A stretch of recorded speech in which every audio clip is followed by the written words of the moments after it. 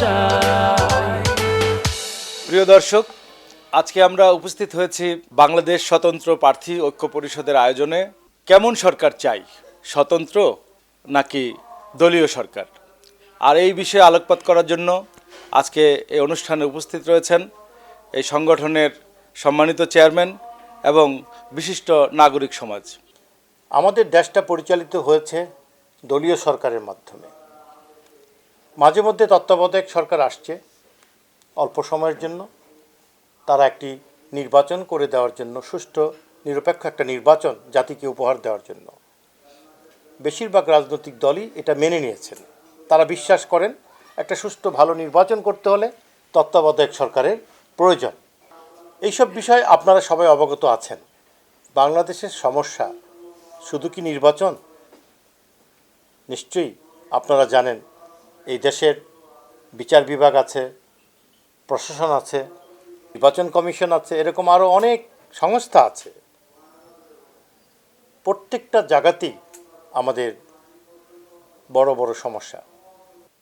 তত্ত্বাবধায়ক সরকারটা কেমন হয় সেটা তো আমরা সবাই জানি কম বেশি। অন্তর্বর্তীকালীন সরকার যেটা এখন চলছে সেটা কেমন হয় সেটাও আমরা জানি। দলীয় সরকার কেমন হয় 54 বছরে সেটাও আমরা জানি। আজকের এবং আগামী দিনের বাংলাদেশটাকে যদি আমরা সত্যিকার অর্থে নৈতিকতার দিক থেকে, আদর্শের দিক থেকে আমরা যদি সিঙ্গাপুর কিংবা মালয়েশিয়া কিংবা আরও উন্নত দেশের মতো যদি আমাদের দেশকে তৈরি করতে হয়, তাহলে একটা দীর্ঘমেয়াদী সময় নিয়ে আমাদের তত্ত্বাবধায়ক সরকার দরকার। এই তত্ত্বাবধায়ক সরকার বা অন্তর্বর্তীকালীন সরকার এটা আমাদের প্রয়োজন। এটা দলীয় বিবেচনায়, দলের মাধ্যমে কোনো সরকার এসে ঐক্যবদ্ধ সরকার গঠন করতে পারবেন না, জাতিকে ঐক্যবদ্ধ করতে পারবে না। কারণ সেটা আপনারা আমার চেয়ে ভালো জানেন। সেই জায়গা থেকে আমাদের বাঁচতে হলে আমাদের বর্তমান সাংবিধানিক যে কাঠামো রয়েছে সেই কাঠামোর মধ্যে থেকেও আমরা কিন্তু জনগণ ইচ্ছে করলে আমরা এটার পরিবর্তন আনতে পারি। মোটামুটি একটা নির্বাচন তো বাংলাদেশে তত্ত্বাবধায়ক বলেন কিংবা অন্তর্বর্তীকালীন সরকার বলেন, তাদের মাধ্যমে একটা নির্বাচন আমরা হয়তো আগামীতে পাব। সেই নির্বাচনে আমরা জনগণ যদি মনে করি যে আমরা আসলে শুধু নির্বাচনের জন্য নির্বাচন করছি না, একটা দলকে সরিয়ে আরেকটা দলকে বসানোর জন্য করছি না, আমরা দেশটাকে পরিবর্তন করতে চাই, যেই উদ্দেশ্য লক্ষ কোটি মানুষ বারবার আন্দোলন সংগ্রামের মাধ্যমে শহীদ হচ্ছেন, আত্মত্যাগ করছেন, সেই মানুষগুলোর স্বপ্নগুলো আমরা বাস্তবায়ন দেখতে চাই, করতে চাই। আমাদের অন্তর্বর্তীকালীন সরকার যে সংস্কারগুলো করবেন তার মধ্যে থেকেও আমরা জনতা অধিক হারে যার যার এলাকা থেকে যোগ্য ভালো মানুষগুলোকে খুঁজে স্বতন্ত্র হিসাবে তাদেরকে যদি নির্বাচিত করে আমরা জাতীয় সংসদ এবং অন্যান্য তৃণমূল পর্যায়ে যত নির্বাচন আছে, ইউনিয়ন পরিষদ বলেন, আরও আদার্স যে নির্বাচনগুলো আছে আমাদের সিটি কর্পোরেশন ইত্যাদি ইত্যাদি, সেখানে সব জায়গাতেই কিন্তু আমরা অধিক হারে স্বতন্ত্র প্রার্থীদেরকে বিজয়ী করে আনতে পারি। অনেক ভালো ভালো মানুষ আছে সমাজে, যেটা আপনারা চিনেন, দেশবাসী চিনে, আপনার এলাকায় তারা আছেন, আপনারই ভাই, আপনারই কাছের কেউ।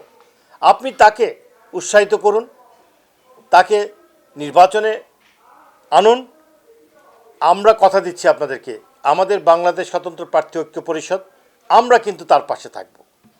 আমাদের সাথে ঐক্যবদ্ধ না করেও আপনি স্বতন্ত্র হিসেবে আপনি কিন্তু নির্বাচিত হয়ে এসে জাতীয় সংসদে আপনি আপনার কথা বলতে পারবেন। এই যে আপনি বলতে পারবেন, কিন্তু দলীয় সরকাররা কিন্তু এটা বলতে পারে না তাদের মেম্বাররা, কারণ ওখানে সংবিধানে একটা আইনের মাধ্যমে বার করা আছে যে আপনি ইচ্ছা করলে দলীয় সিদ্ধান্তের বিরুদ্ধে আপনি ভোট দিতে পারবেন না। দিলে কি হবে? আপনার সদস্যপদ বাতিল হয়ে যাবে। কিন্তু স্বতন্ত্রদের সেটা থাকছে না। স্বতন্ত্র একজন সম্মানিত এমপি, ওনার যে বক্তব্য, ওনার যে কথা, সেটা কিন্তু কোনো দলের পক্ষে বিপক্ষের মধ্যে উনি বাধ্য নন। উনি ওনার মতো করে স্বাধীনভাবে ওনার জনগণ, ওনার জন্য, ওনার দেশের, ওনার ভোটারের জন্য উনি প্রাণ খুলে কথা বলতে পারবেন। ওনার পদ যাবে না, ওনার চেয়ার যাবে না, উনি হলেন সার্বভৌম।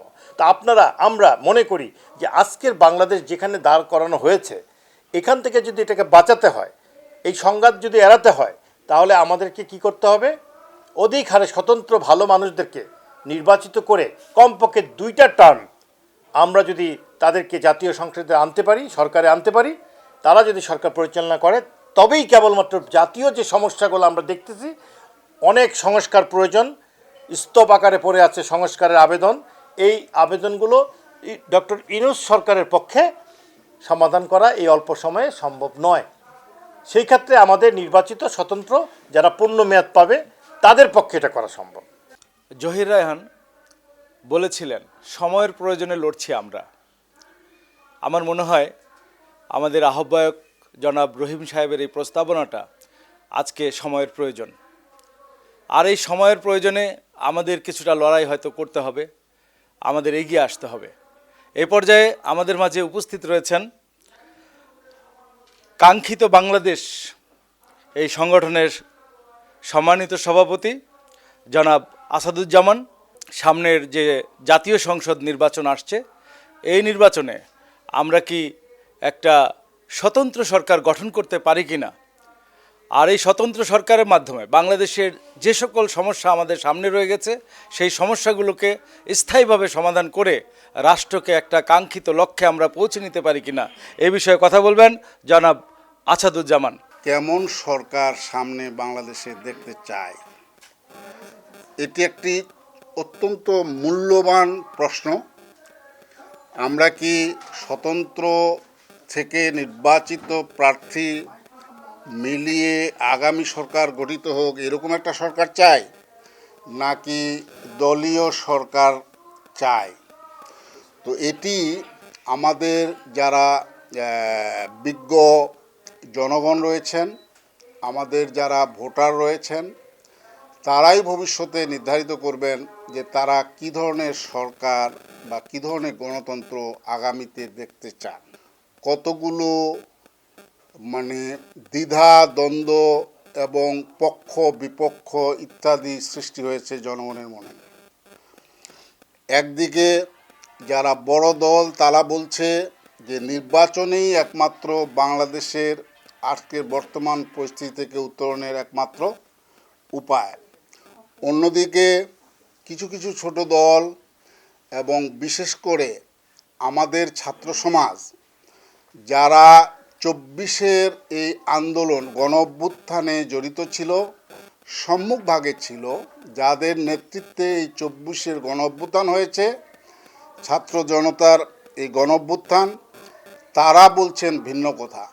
তারা বলছেন যে শুধু স্বৈরাচারকে খেদানোই আমাদের দায়িত্ব নয়, এই এক স্বৈরাচারকে পাঠিয়ে দিয়ে, এক স্বৈরাচারকে নিষ্প্রভ করে দিয়ে আবার নতুন কোনো স্বৈরাচার বাংলাদেশে তৈরি হোক, সেই জন্য আমরা এই আন্দোলন করি নাই। সেই জন্য প্রায় 2000 ছেলেমেয়ে প্রাণ দেয় নাই, সেই জন্য সাধারণ মানুষ প্রাণ দেয় নাই, সেই জন্য রক্তের বন্যা বওয়ানো হয় নাই। তো আমার বক্তব্য হলো যে আপনারা ধরুন যে 1991 সালের আমাদের নির্বাচন জনগণ প্রত্যক্ষ করেছে এবং ভোট দিয়েছে। সেখানে প্রায় আমার জানা মতে প্রায় 80-র কাছাকাছি মানুষ ভোটার অংশগ্রহণ করেছিল, ভোট দিয়েছিল। আপনার 2096 নির্বাচনে আপনার প্রায় এরকম কাছাকাছি 78% মানুষ ভোট দিয়েছে এবার।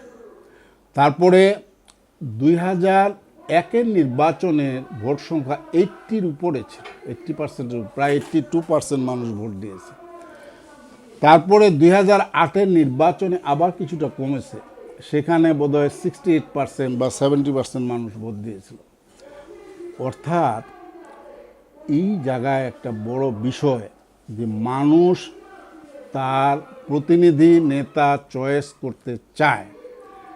মানুষ কিন্তু এটা খুব বড় চাওয়াও নয় মানুষের, এটা কিন্তু অনেকগুলো অধিকারের মধ্যে। সে খাদ্য চায় নাই, বস্ত্র চায় নাই, বাসস্থান চায় নাই, চিকিৎসা চায় নাই, সে একটা নেতা নির্বাচনের অধিকারটুকু চেয়েছে। সেই জায়গাতেও কিন্তু আমাদের স্বৈরাচারী সরকার মানুষকে সেই অধিকার থেকে বঞ্চিত করেছে।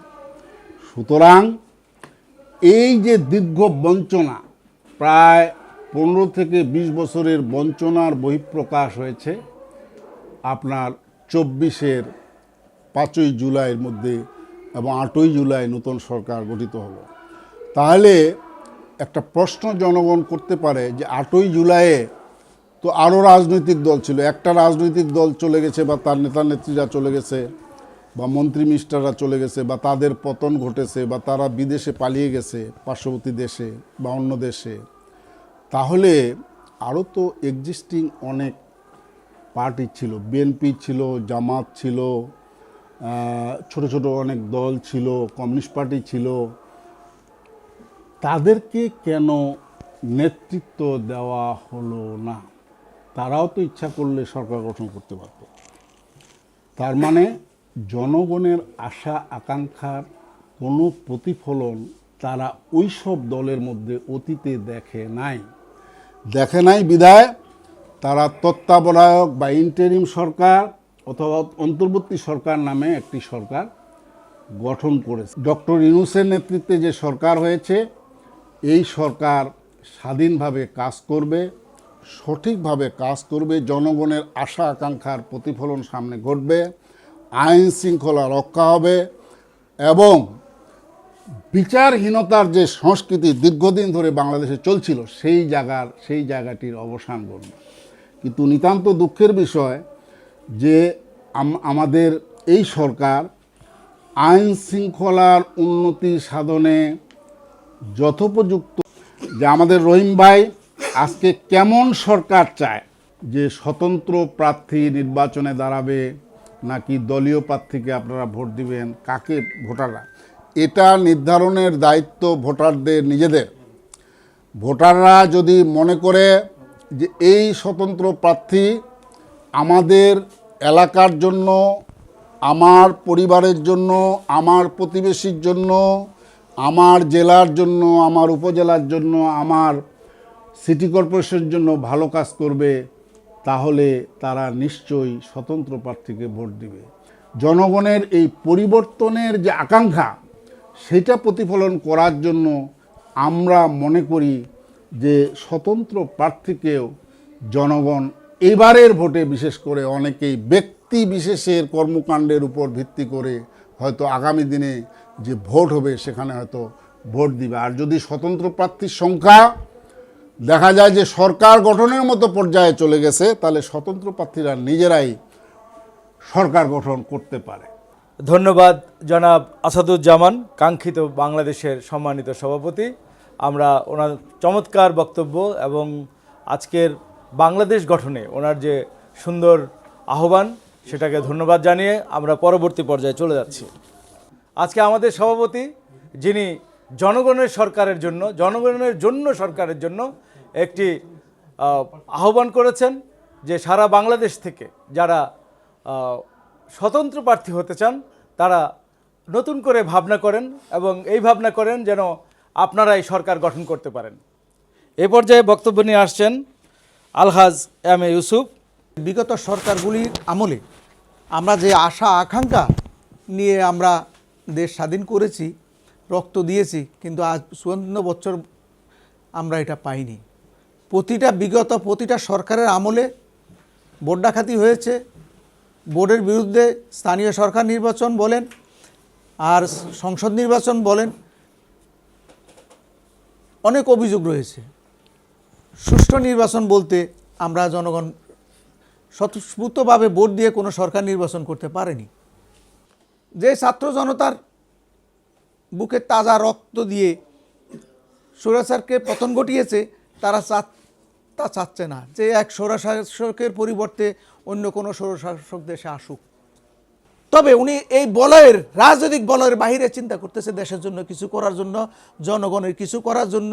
জনগণ যদি আগে আসে, স্বতন্ত্র প্রার্থীরা যদি আগে আসে, আমাদের মধ্যে একটা ঐক্য সৃষ্টি করি। আমরা যারা ছোটোখাটো রাজনৈতিক দল আছি, এই ক্ষুদ্র নৃগোষ্ঠী আছি, আমরা বিভিন্ন জায়গা থেকে পৃথক থেকে আমরা কিছুই করতে পারবো না। ধন্যবাদ। আমরা বিভিন্ন ফোরামে আমাদের জনাব আব্দুর রহিম সাহেবের যে আহ্বান, সারা দেশে একটি ভোটের মাধ্যমে একটি ভোটের ক্ষমতা দিয়ে 5 বছর পর পর যে ক্ষমতার পরিবর্তন হয় সেই পরিবর্তনের ক্ষমতা দিয়ে আমরা কি সমাজ থেকে তুলে আনতে পারি না সেই ব্যক্তিকে যিনি যোগ্য, যিনি আদর্শবান, যার কোনো কলঙ্ক নাই, যিনি সমাজের সেবা করেন, এমন একজন মানুষকে সংসদ সদস্য আমরা করতে পারি কিনা, যিনি নির্দলীয়, যিনি নিরপেক্ষ, এরকম ব্যক্তিকে তুলে এনে রাষ্ট্রযন্ত্রের যে সংস্কার আমরা করতে চাচ্ছি সেটা দীর্ঘস্থায়ী একটি সংস্কার করার যে আইডিয়া আমাদের রহিম সাহেবের মাথা থেকে এসছে, আমরা সেই আইডিয়াকে সামনে এগিয়ে নেওয়ার জন্য এ পর্যায়ে বক্তব্য রাখবেন বাংলাদেশ লিবারেল গ্রিন পার্টির সম্মানিত চেয়ারম্যান জনাব কেসি মজুমদার। বাংলাদেশ স্বতন্ত্র প্রার্থী ঐক্য পরিষদ, এটা নাম শুনে আমার কাছে মনে হচ্ছে এটা একটা অরাজনৈতিক মঞ্চ বা প্ল্যাটফর্ম। এটার আহ্বায়ক জনাব আলহাজ আব্দুর রহিম সাহেব, তার এমন একটা মহতী উদ্যোগকে আমি বাংলাদেশ লিবারেল গ্রিন পার্টির পক্ষ থেকে স্বাগতম এবং শুভেচ্ছা জানাই। বাংলাদেশ এখন একটি করাল স্রোতের মাঝ দিয়ে চলছে। অর্থনৈতিক নাজুক অবস্থা, আইনশৃঙ্খলার মারাত্মক অবনতি, মানুষের ঘরে বাইরে কোথাও নিরাপত্তা নেই। আর যেসব আইনশৃঙ্খলা বাহিনী আমাদের আছে তারা কি কারণে, কি অজানা কোনো কারণে তারা নীরবতা পালন করে যাচ্ছে। বাংলাদেশ স্বতন্ত্র প্রার্থী ঐক্য পরিষদ এমন একটা ব্যতিক্রমধর্মী আয়োজন, এটাকে আজকের এখান থেকে আমি মনে করি আহ্বায়ক আলহাজ আব্দুর রহিম সাহেবের নেতৃত্বে যদি আমরা এটার আলোচনাকে, এটার কার্যাবলীকে, এটাকে যদি দেশব্যাপী ছড়িয়ে দিতে পারি, সেটা আমরা একটা প্রচারণার মাঝ দিয়ে, যেমন সামাজিক যোগাযোগ মাধ্যম আছে, ইউটিউব আছে, তারপরে ফেসবুক আছে, পোস্টার, ব্যানার, লিফলেট, এ ধরনের তৎপরতার মাঝ দিয়ে যদি ছড়িয়ে দিয়ে জনগণকে ঐক্যবদ্ধ করতে পারি, আমরা স্বতন্ত্র প্রার্থী কিছু হয়তো নির্বাচিত হবে, অনেকেই নির্বাচিত হবে না। আলোচনা থেকে বুঝতে পেরেছেন রাজনৈতিক দল যে বড় দুই তিনটা দল আছে তাদেরই দাপট বেশি থাকে। কেন বেশি থাকে?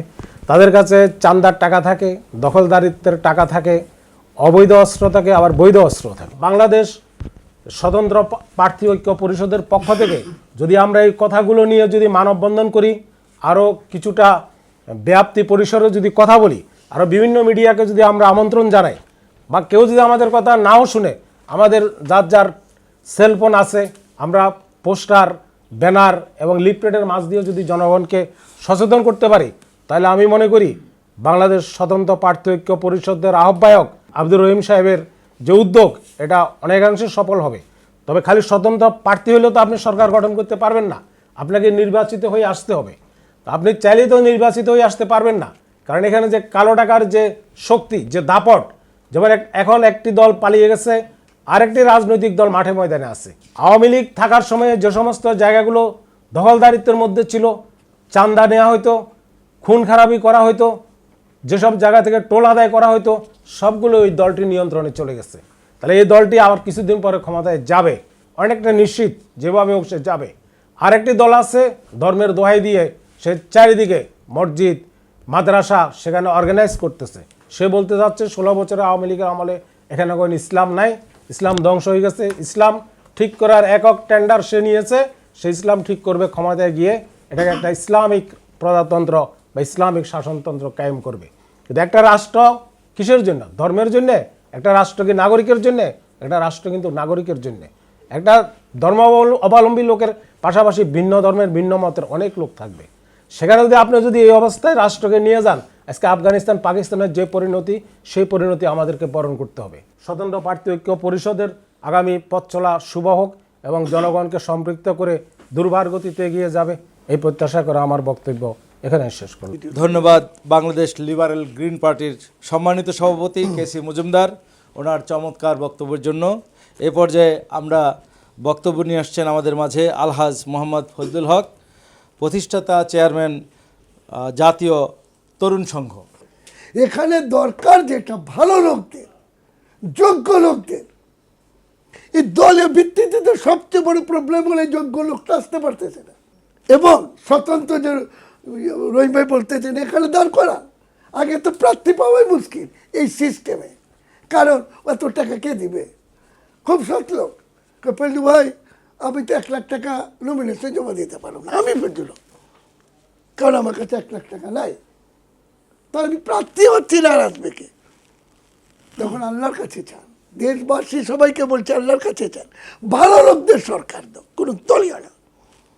এটাই আসবে, পৃথিবী দেখবে এটা কোনো দলীয় সরকার হবে না, একটা বিপ্লবী সরকার হবে, রাষ্ট্রপতি শাসিত হবে। তো যাই হোক, আমি শুধু শেষ এই কথাটা বলবো, রহিম ভাই এখানে কি করেছে, এই যে বিভিন্ন লোকের সঙ্গে পরিচয় করেছে, এবং আমি উনি শিকার যাবে সামরিক বিষয়, এই যে আসাদ খান, এগুলিকে আমি আইনা জোগাড় করি, এক এক ধান্না পার্টিতে জায়গা না, যদি ভুল হয় ওনার সামনেই বলছি, I bring them this people. তো যাই হোক, আমি নিরাশ নই, আমি এই জন্য নিরাশ নই কারণ সুস্পষ্ট আল্লাহর ইঙ্গিত দেখতে পাচ্ছি। আমি বলেছিলাম কেজরিওয়াল হেরে যাবে। ধন্যবাদ জাতীয় তরুণ সংঘের প্রতিষ্ঠাতা চেয়ারম্যান জনাব মোহাম্মদ ফজলুল হক তরুণকে। এ পর্যায়ে আমাদের মাঝে বক্তব্য নিয়ে আসছেন বাংলাদেশ মাইনরিটি ইউনাইটেড ফ্রন্টের সম্মানিত চেয়ারম্যান জনাব দিলীপ কুমার দাশগুপ্ত। এই যে দলীয় সরকার, দলীয় পার্টি, তারাই আমাদের জাতীয় ঐক্যকে নষ্ট করছে। সবাইকে নিয়ে বাংলাদেশ, সবার জন্য বাংলাদেশ, এটা ছিল মূল স্বাধীনতার মূল স্লোগান। স্বতন্ত্র প্রার্থী প্রফেসর থেকে আরম্ভ করে বহু গুণী গুণী মানুষ এই দেশে আছে, তারা পেশি শক্তি নাই, তাদের টাকা পয়সা নাই, যার জন্য তারা পার্লামেন্টে আসতে পারে না। এটা ধ্রুব সত্য, চিরন্তন সত্য কথা। আর বহু লোক যারা জ্ঞানীগুণী ব্যক্তি, অধ্যাপক, টাকা পয়সা নাই, পেশি শক্তি নাই, তারা সামনের দিকে এগিয়ে আসতে পারে না, তাদের নিজের সক্রিয়তা প্রকাশ করতে পারে না। এখন থেকে পারবে। আমরা চাই এই দেশের পার্লামেন্ট, স্বতন্ত্র প্রার্থী এই দেশের পার্লামেন্টে গিয়ে তাদের জনগণের আশা-আকাঙ্ক্ষা পূরণ করবে। ধন্যবাদ বাংলাদেশ মাইনরিটি ইউনাইটেড ফ্রন্টের চেয়ারম্যান জনাব দিলীপ কুমার দাশগুপ্তের বক্তব্য শুনলাম। সুন্দর বক্তব্য রাখার জন্য ধন্যবাদ। এ পর্যায়ে আমাদের মাঝে উপস্থিত রয়েছেন ইসলামী বিশ্ববিদ্যালয় কুষ্টিয়ার সম্মানিত উপরেজিস্ট্রার জনাব মিজানুর রহমান। উনি আজকে আমাদের অনুষ্ঠানের অতিথি, ওনার বক্তব্য আমরা শুনব। এরকম ধরনের একটি আলোচনা করার জন্য প্রথমে আমি রহিমাকে ধন্যবাদ জানাই। রহিম ভাইয়ের ব্যানারে খুব গুরুত্বপূর্ণ কয়েকটি কথা আছে, যেটা রহিম ভাই বারবার বোঝানোর চেষ্টা করেছে। একটি লেখা আছে ঐক্য, আর একটি লেখা আছে স্বতন্ত্র। এই স্বতন্ত্র কথা নিয়ে বাংলাদেশে আমি অনেক বিতর্কিত হয়েছে। আর ঐক্য কথাটির এইটার অর্থ অভিধানিক গভীর থেকে গভীরতর। আজকে বাংলাদেশের এই প্রেক্ষাপটে এই দুইটা কথা রহিম ভাই কেন আনছেন, সেটির কারণ হচ্ছে এই বাংলাদেশ স্বাধীনতা প্রাপ্তির পর থেকে আজকের এই 54 বছরে মানুষের মধ্যে স্বস্তি নাই, শান্তিতে নাই। পৃথিবীর কোনো কাজ, কোনো দাবি এমনিতে হয় না, আন্দোলন করতে হয়। আর আন্দোলনের জন্য কি লাগে? ঐক্য লাগে। এটি বৃহত্তর ঐক্যর মধ্য দিয়ে এই দেশটাকে আমরা অবশ্যই একটি ভালো গণতান্ত্রিক পথে নিয়ে নেওয়ার জন্য আমি সকলকে আহ্বান জানিয়ে আমি আমার বক্তব্য শেষ করছি। প্রিয় দর্শক, আমাদের মাঝে উপস্থিত রয়েছেন দৈনিক সকালের দর্পণ পত্রিকার সম্মানিত এডিটর এবং পাবলিশার জনাব শাহ আলম। আমরা আজকে আমাদের বিষয়বস্তু হচ্ছে কেমন সরকার চাই, দলীয় না স্বতন্ত্র প্রার্থীর সরকার, সামনে নির্বাচন, আপনারাই বিচার করবেন কেমন সরকার দরকার। আর এ সম্পর্কে আমাদের সম্পাদক সাহেব তার গুরুত্বপূর্ণ বক্তব্য রাখবেন, আমরা তার কথা শুনি।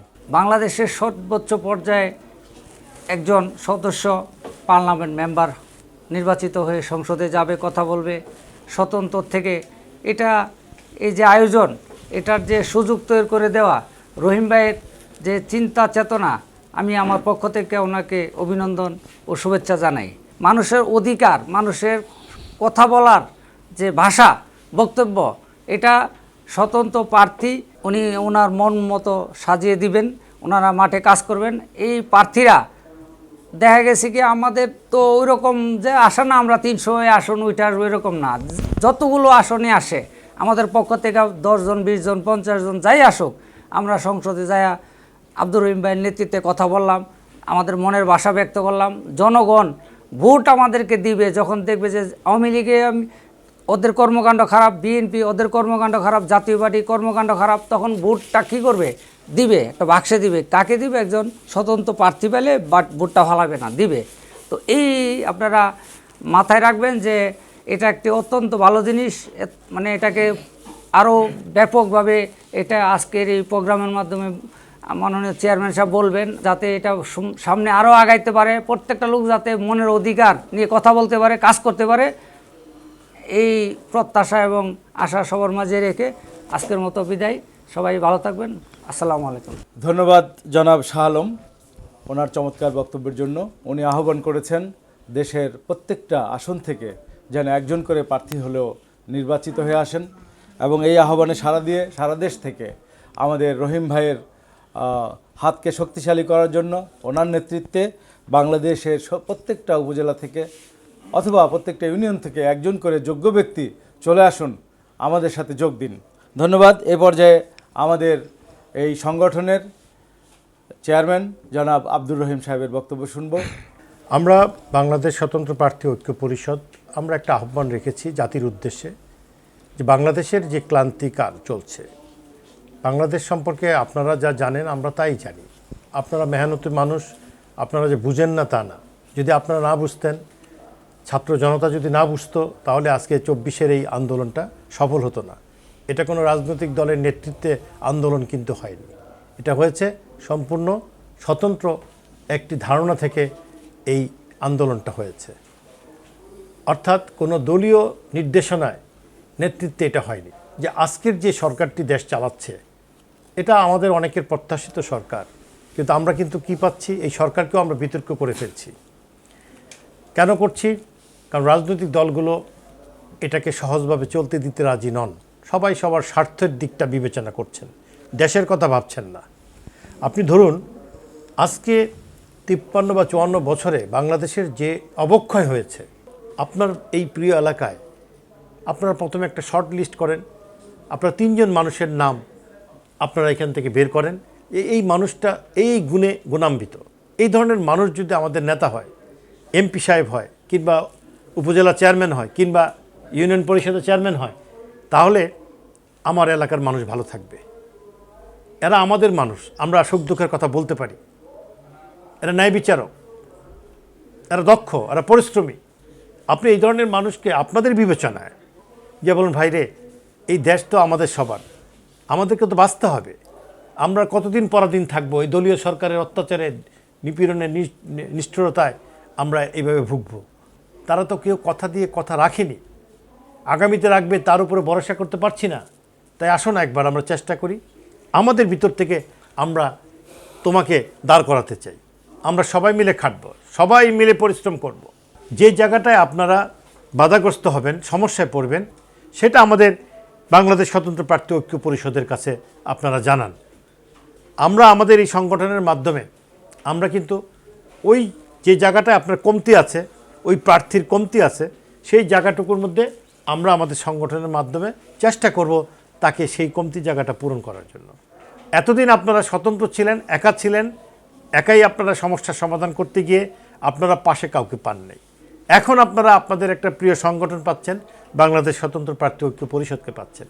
আমরা ক্ষেত্র বিশেষ শুধু আপনাদের অর্থনৈতিক সহযোগিতা যে জায়গাটায় প্রয়োজন হবে ভালো ক্যান্ডিডেটের জন্য, আমরা আমাদের সংগঠনের পক্ষ থেকে কিছুটা হলেও অর্থনৈতিক সহযোগিতা করতে পারবো। আরও আমাদের অনেকগুলো পরিকল্পনা আছে, যেগুলো আপনাদেরকে নিয়ে, এই যে প্রার্থী যারা হবেন স্বতন্ত্র, তাদেরকে নিয়ে আমরা কিন্তু বাকি পরিকল্পনাগুলো আমরা অনুমোদন করিয়ে আমরা কিন্তু নির্বাচনের মাঠে থাকবো। সব আশা করি আমরা অধিকারে স্বতন্ত্র প্রার্থীকে আমরা নির্বাচিত করে আনতে পারবো। মনে রাখবেন, সকল স্বতন্ত্র প্রার্থী স্বতন্ত্র নয় আমাদের বিবেচনায়। আমরা কিন্তু বিশ্বাসীদেরকে নিয়েই আগামী দিনের স্বতন্ত্র প্রার্থীদেরকে আমরা সমর্থন করব। থ্যাংক ইউ ভেরি মাচ, ভালো থাকুন, আসসালামু আলাইকুম। ধন্যবাদ। স্বতন্ত্র প্রার্থী নির্বাচনের ক্ষেত্রে টেকনাফ থেকে তেঁতুলিয়া যারা ভোটার আছেন তারা নেমে পড়ুন আজ থেকেই। যারা আমাদের এই অনুষ্ঠান দেখছেন, এই অনুষ্ঠান দেখার পরে রাস্তায়, পথে ঘাটে, এখানে সেখানে যেখানে যোগ্য প্রার্থী আপনি পাবেন তাদের তথ্য পাঠিয়ে দিন আমাদের কাছে। স্ক্রিনের দেওয়া নাম্বারে ফোন করুন। ধন্যবাদ আপনাদের সবাইকে। কেমন সরকার চাই।